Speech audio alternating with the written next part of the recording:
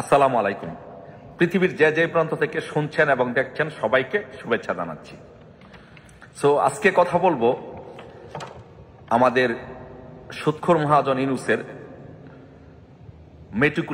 Meticulous ডিজাইনের অংশ হিসাবে তার যে আগে 111 ছিল -2 ফর্মুলা, এবার সে নিয়ে আসছে -3 ফর্মুলা।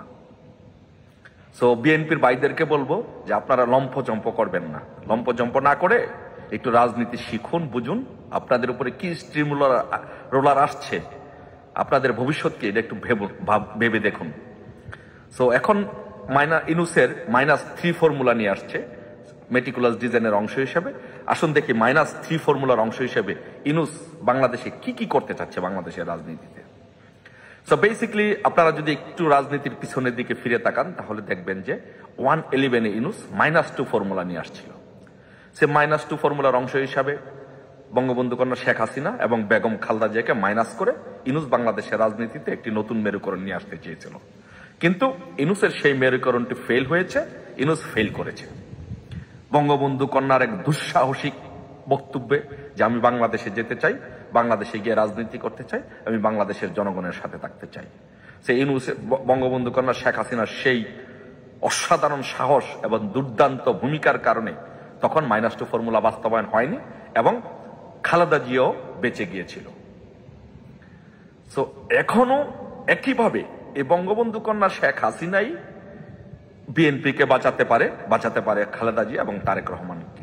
আমার মনে হয় যে এইবারও শেখ হাসিনাই বিএনপিকে বাঁচাবে, খালেদা জিয়াকে বাঁচাবে এবং তারেক রহমানকে বাঁচাবে, এবং -3 ফর্মুলা বাস্তবায়নের ক্ষেত্রে ইউনূসের অন্তরায় হবে এই বঙ্গবন্ধু কন্যা শেখ হাসিনা। এখন আসুন দেখি যে ইউনূস কিভাবে তার -3 ফর্মুলা বাস্তবায়ন করতে চায়। ইউনূস -3 ফর্মুলা বাস্তবায়ন করতে চায় এক দারুণ সূক্ষ্ম পরিকল্পনার মাধ্যমে। সেই পরিকল্পনাটি হচ্ছে, এখন তো শেখ হাসিনা বিদেশে আছেন, শেখ হাসিনা বিদেশে থাকার ফলে এখন ইউনূসের এই -3 ফর্মুলা বাস্তবায়নের ক্ষেত্রে এক ধাপ এগিয়ে গেছে ইউনূস। এখন কি করতে হবে? বিএনপিকে মাইনাস করতে হবে, খালেদা জিয়াকে মাইনাস করতে হবে, তারেক রহমানকে মাইনাস করতে হবে। এখন বিএনপিকে কিভাবে মাইনাস করবে? আসুন প্রথম বিএনপির কথা বলি, তারপরে তারেক রহমান, তারপর খালেদা জিয়ার কথা বলবো। বিএনপিকে মাইনাস করতে হলে কি করতে হবে? বিএনপিকে মাইনাস করতে হলে বিএনপিকে এই দেশ ও জাতির কাছে একটা ভিলেন হিসেবে দাঁড় করাতে হবে। ভিলেন হিসেবে কিভাবে দাঁড় করাবে? ভিলেন হিসেবে দাঁড় করানোর জন্য ইউনূস যে কাজটি করছে সেটি হচ্ছে বাংলাদেশে মব সন্ত্রাস উস্কে দিচ্ছে, বাংলাদেশের ছিনতাই, চুরি, ডাকাতি সহ যত ধরনের অকাম, খুন খারাপি, মুক্তিযোদ্ধাদের গলায় জোতার মালা, এগুলো বাংলাদেশে হচ্ছে। এবং ইউনূস যমুনাতে বসে বসে মুচকি হাসছে এবং এনজয় করছে যে কিভাবে সে পরিকল্পনার মাধ্যমে বিএনপিকে এই দেশ ও জাতির সামনে স্টিগমাটাইজ করে বিএনপির যারা সন্ত্রাসী আছেন, বিএনপির যারা ছিনতাইকারী আছেন, চোর ডাকাত, তাদেরকে উস্কে দিয়ে মব সন্ত্রাস করাচ্ছেন। একদম বিএনপিকে দিয়ে টেম্পু স্টেশন দখল করাচ্ছেন, গোদারাঘাট আমরা বলি ব্রাহ্মণবাড়িয়ার ভাষায়, নৌকাঘাট যেটাকে বলে, সে নৌকাঘাট দখল করাচ্ছেন। দখল করিয়ে বিএনপিকে দেশ ও জাতির সামনে স্টিগমাটাইজ করে একটা চাঁদাবাজ দল, একটা মব সন্ত্রাসের দল হিসাবে এই দেশ ও জাতির সামনে বিএনপিকে উপস্থাপন করছেন। এটা হচ্ছে বিএনপিকে ধ্বংস করার পালা। এখন আবার টেকনিক্যালি এনসিপিকে দিয়ে এবং মিডিয়াকে দিয়ে বিএনপির অতীতের যত অপকর্মগুলো আছে, 2001 সাল থেকে 2004 সাল পর্যন্ত যে অপকর্মগুলো করেছে, 21 আগস্ট গ্রেনেড হামলা সহ যতগুলো আছে সবগুলো সামনে আনার চেষ্টা করছে। সবগুলোকে সামনে এনে দেশ ও জাতির সামনে বিএনপিকে একটি সন্ত্রাসী দল হিসেবে প্রতিষ্ঠিত করছে। এখন হচ্ছে বিএনপিকে কিন্তু দেশ ও জাতির সামনে কালার করে ফেলছে এবং সন্ত্রাসী দল হিসেবে, মব সন্ত্রাসী হিসাবে, চাঁদাবাজ দল হিসেবে প্রতিষ্ঠিত করা মোটামুটি শেষ। এখন ইউনূস যে কাজটি করছে যে সেটি হচ্ছে তারেক রহমানকে মাইনাস করতে হবে, খালেদা জিয়াকে মাইনাস করতে হবে। এখন খালেদা জিয়াকে কিভাবে মাইনাস করবে? খালেদা জিয়া তো অলরেডি মাইনাস, তার বয়সের কারণে। এই বয়সে একজন অসুস্থ মহিলার পক্ষে একটা বিএনপির মতো একটা দল পরিচালনা করা সম্ভব নয়। তার মানে হচ্ছে উনি অটোমেটিক্যালি মাইনাস। এখন তারেক রহমানকে মাইনাস করতে হবে। এখন তারেক রহমানকে কিভাবে মাইনাস করতে হবে? তারেক রহমানকে ভয় দেখাচ্ছে দুইটা। একটা হচ্ছে তারেক রহমানকে ভয় দেখাচ্ছে যে বাংলাদেশে যে সে আসলে 21শে আগস্টে গ্রেনেড হামলা মামলা সহ এই মামলাগুলো পুনরুজ্জীবিত করা হবে, তাকে জেলা দেওয়া হবে। আর তারেক রহমান সেই ভয়ে ভীতু, কারণ তারেক রহমান নিজেই তো 21শে আগস্ট গ্রেনেড হামলা করেছে, জড়িত ছিল, তো এই জন্য সে ভীতু। তো এখন আরেকটি কাজ করা হচ্ছে যে তারেক রহমানকে ভয় দেখাচ্ছে, জুজুর ভয় দেখানো হচ্ছে যে তারেক রহমানকে খুন করা হবে। তারেক রহমানকে বলা হচ্ছে যে আপনার বাবাকে যেভাবে খুন করা হচ্ছে আপনাকেও বাংলাদেশের সন্ত্রাসীরা, সুব্রত বাহিনীর মতো লোকেরা একটা স্টেটমেন্ট দেওয়ার চেষ্টা করা হচ্ছে সুব্রত বাহিনীদেরকে দিয়ে যে তারেক রহমানকে খুন করতে চায়, তারেক রহমানকে বাংলাদেশে আসলে মেরে ফেলা হবে।